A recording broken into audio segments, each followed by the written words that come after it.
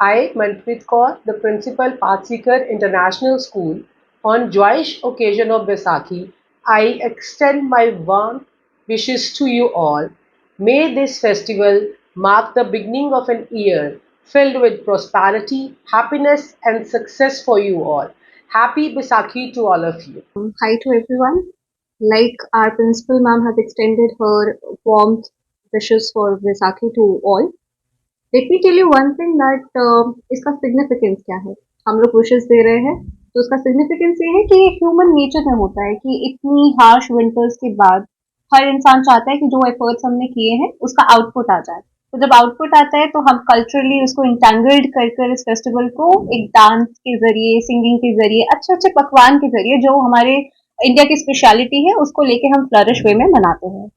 फिर हम हिस्टोरिकली देखें तो खालसा पंथ 1699 में 10th गुरु ऑफ सिखिज्म गुरु गोविंद सिंह जी ने स्थापना की थी उसकी. उसके बाद कुछ प्रिंसिपल सामने आए थे जो इनजस्टिस को और इनइक्वालिटी को रिमूव करते थे, जिसमें सेल्फलेसनेस, सेक्रीफाइस, करेज, कंपैशन, इक्वालिटी, लोगों के लिए सुप्रीम सेक्रीफाइस और फ्रीडम को लेकर सामने आए थे. और फिर हमें ये भी याद है कि हमने 200 साल की गुलामी देखी है, तो कौन नहीं याद करना चाहता उन लोगों को जिन्होंने बहुत से सेक्रीफाइसेस दिए हैं हर एक मोड पर हमें इस फ्रीडम के रेवोल्यूशन पे लाने का, फ्रीडम की जर्नी देने का, ताकि हम बोलते हैं कि हम लोग बहुत डेमोक्रेटिक रिपब्लिकन कंट्री के एक सिटीजन हैं, नागरिक हैं. तो हम जालियांवाला बाग के जो हमारे जिन्होंने शहादत दी है उनको भी याद करते हैं. इसके उपलक्ष्य में हम लोगों ने एक असेंबली अरेंज की थी जिसमें हम लोगों ने बच्चों को ये बताया है कि बैसाखी का पर्व हम क्यों मनाते हैं.